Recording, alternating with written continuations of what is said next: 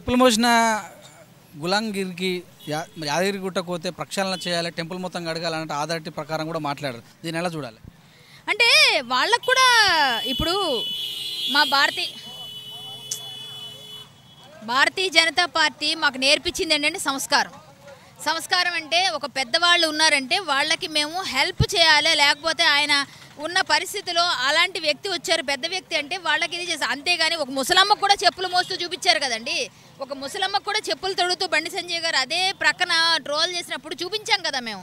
మరి ముసలమ్మకి ముసలయ్యకి కూడా చెప్పులు తొడిగినప్పుడు ఒక అమిత్ షా గారు లాంటి పెద్ద వ్యక్తి మా అందరికీ గౌరవం మేమందరం గౌరవం ఇవ్వాల్సిన వ్యక్తి, ఒక మహా వ్యక్తి వచ్చినప్పుడు ఒక ఎక్కడి నుంచో పెద్దవాళ్ళు వస్తే మనం సాల్వా కప్పి సన్మానిస్తాం.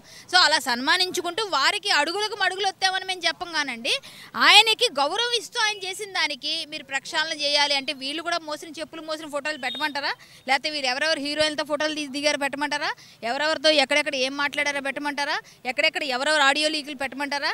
అన్నీ ఉన్నాయండి రెడీగా. కాకపోతే మీలాగా సంస్కారం లేకుండా ప్రవర్తించరు. ఇక్కడ బీజేపీ వాళ్ళంతా కరెక్ట్గా క్లియర్గా నియమ నిబద్ధతలతో పనిచేస్తారు కాబట్టి వాళ్ళు చేసే పనులకి వ్యతిరేకంగా మేము కూడా చాలా చేయగలుగుతాం. బట్ మేము అవన్నీ చేయట్లేదు. వాళ్ళు ఎన్నెన్నా ట్రోల్ చేయనియండి, ఎందుకంటే వాళ్ళకి భయం పట్టుకుంది.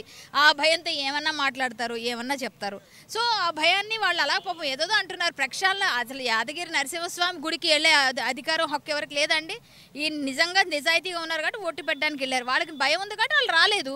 మళ్ళీ తిరిగి ప్రక్షాళన చేయండి అంటే మీ నోటితో మీరు ఏం మాట్లాడారు, ఏం చేశారు ఇప్పటిదాకా అభివృద్ధి?